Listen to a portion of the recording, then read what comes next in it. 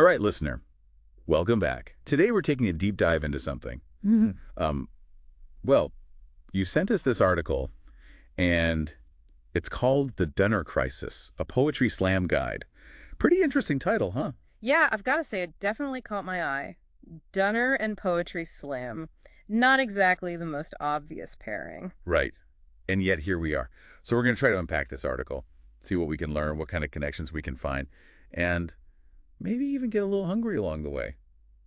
Sounds delicious. Although I'm not sure my wallet's ready for the current price of Dunner. Oh, yeah. Well, that seems to be a big part of this article, actually. The whole idea of this Dunner disaster, as the author calls it. Apparently, Dunner prices are through the roof. Yeah, and they're using that as a jumping off point to talk about all sorts of things. Economic anxiety, the power of creative expression, even how to write slam poetry. It's really quite a ride. Yeah, no kidding. The author really paints a vivid picture of this whole Dunner experience. You can almost smell the meat sizzling on the spit, feel the warmth of the bread in your hands. And then, bam! They hit you with the reality of the price tag. It's like, oh, you thought you could afford a decent meal. Think again. It's definitely a clever way to grab your attention. Yeah. I got to admit, I laughed out loud at the part where they compare the price increase to a ransom note from Donald Trump.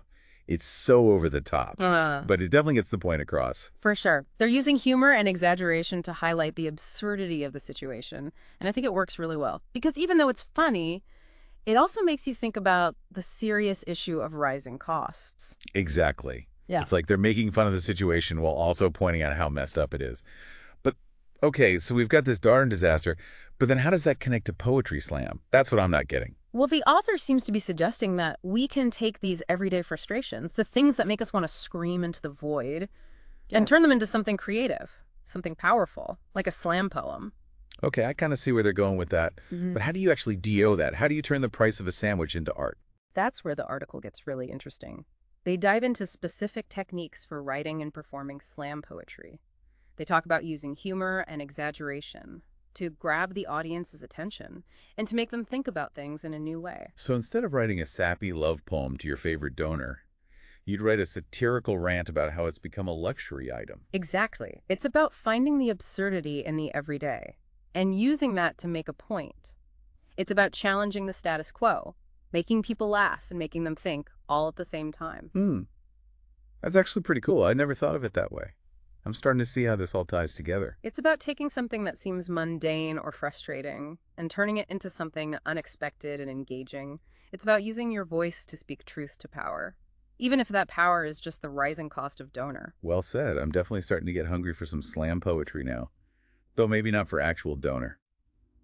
My wallet can't handle that right now. I hear you. But hey, maybe that's the inspiration for your next slam poem. Huh? You might be onto something there. So the article gives all these specific tips for writing slam poetry, but there's also this thing they keep mentioning. It's called Poetry Master. What is that all about? Yeah, that's kind of a recurring theme throughout the article. They present it as this comprehensive guide to becoming a slam poetry champion. So like a secret weapon for dominating the stage. Sounds a bit too good to be true, doesn't it? Well, maybe. But I think it's interesting how they weave this promotional element into the article. It makes you wonder if they're genuinely trying to help people or just trying to sell a product. Right. Is it a legitimate resource or just a clever marketing ploy? I guess that's something for the listener to decide. Exactly. But even if we set aside the marketing aspect, I think there's still a valuable message here. Oh, and what's that? It's the idea that mastering any craft requires guidance and mentorship, whether it's slam poetry or something else entirely. Having a roadmap, a set of tools and strategies can make a huge difference. That's true. It's like having a coach in your corner, helping you train and develop your skills. Precisely. And maybe that's what Poetry Master represents in a way, the idea that you don't have to go it alone, that there are resources out there to help you succeed. I like that interpretation. Makes the whole thing a bit more nuanced and less about just selling a product. So we've covered a lot of ground here, from the Dunner disaster to the power of slam poetry and the mystery of Poetry Master. It's been quite a journey. Absolutely. And this is just the beginning. We've got plenty more to unpack in this article. Right. So stick with us, listener. We're about to dive even deeper into this fascinating and frankly bizarre world where economics and poetry collide. You know what's funny? Because when you think about it, this whole Dunner disaster, it's not really just about Dunner, is it? No, not really. It's about something bigger, right? It's like a symbol for... Yeah, it's like a symbol for everything that's kind of messed up right now, you know? The economy, the cost of living, just this general sense of Unease. yeah, unease, like things are spiraling out of control, and there's nothing we can do about it, except maybe write a really angry slam poem about it. Right. That seemed to be the author's solution to everything. Turn your frustration into art. I like it. It's a pretty good coping mechanism, honestly. Better than just yelling at the clouds. I mean, yeah, probably.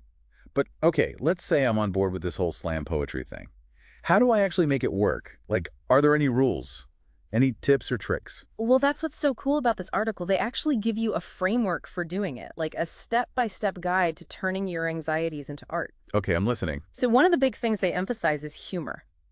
Using humor to disarm the audience, to make them laugh, even as you're talking about serious stuff. Yeah, I can see how that would be effective. It's like sneaking in a message while everyone's distracted by the jokes. Exactly. It's like, hey, I'm going to make you laugh, but while you're laughing, I'm also going to make you think. It's a pretty powerful combination. So it's not just about being funny. It's about being smart with your humor. Right. It's about using humor strategically to highlight the absurdity of a situation, to challenge people's assumptions, to make them see things in a new way. That's interesting. It makes slam poetry sound a lot more sophisticated than I thought it would. Oh, it definitely can be. It's not just about rhyming words and shouting them at the top of your lungs. There's an art to it, a craft. And this article does a really good job of breaking it down. Yeah, I'm starting to get that. So what else do they talk about? What other secrets are they revealing? Well, another big thing is using personal anecdotes, drawing on your own experiences to connect with the audience, making it real, you know. Oh, yeah.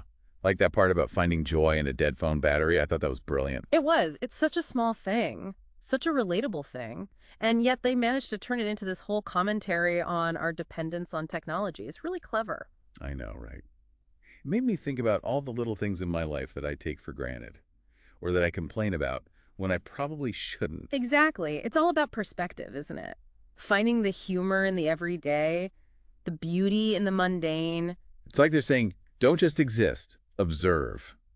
Pay attention to the world around you and you'll find inspiration everywhere.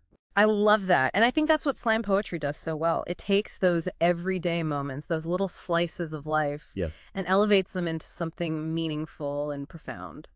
Okay, I'm sold. I'm officially a slam poetry enthusiast now. But there's still one thing I'm not quite clear on. What's the deal with this Poetry Master thing? Is it really as awesome as they make it sound? Well, it's hard to say for sure. Obviously, the author has a vested interest in promoting their product. But even if we take that with a grain of salt, I think there's still a valuable message there. Yeah. What's that? The idea that mastering any skill takes work. It takes dedication. It takes a willingness to learn and to seek out guidance. I mean, yeah, that makes sense. You don't just become a master overnight. Yeah. You got to put in the time and effort. And sometimes you need a little help along the way, a mentor, a guide, a set of tools or strategies to help you stay on track. Like a roadmap for your creative journey. Exactly. And maybe that's what Poetry Master represents in a way.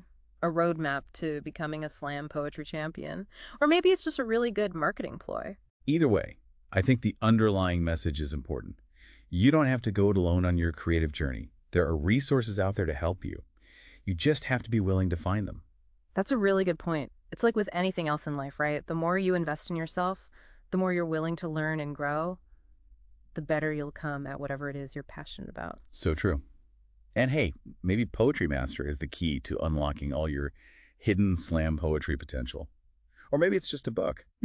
But either way, the idea of seeking out guidance and mentorship, that's something we can all benefit from. Absolutely. Whether it's poetry or something else entirely, having someone or something to help you along the way can make all the difference. Okay, so let's recap. We've got this dinner disaster, which is really a metaphor for all sorts of anxieties. We've got slam poetry as a potential outlet for those anxieties.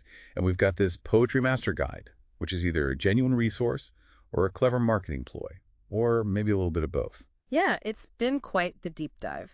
And I think it's really interesting how the author manages to tie all these seemingly disparate ideas together. Right. It's like they're saying, look, even the price of dinner can teach us something about life and art.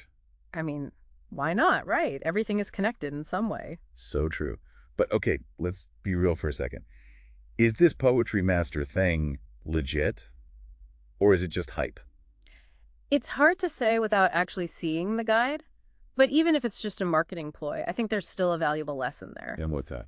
It's the idea that we can all benefit from guidance and mentorship, no matter what we're trying to achieve, whether it's writing slam poetry or starting a business or just being a better communicator. I mean, yeah, that makes sense. Having someone to show you the ropes can make a huge difference. Absolutely. It's like having a shortcut to success, or at least a roadmap to help you avoid some of the common pitfalls. And sometimes those mentors come from the most unexpected places, Yeah, like an article about expensive doona.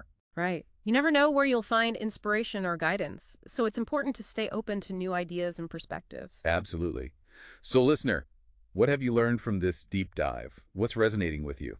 Maybe it's the idea that you can turn your frustrations into art. Or maybe it's the importance of seeking out mentors and guides.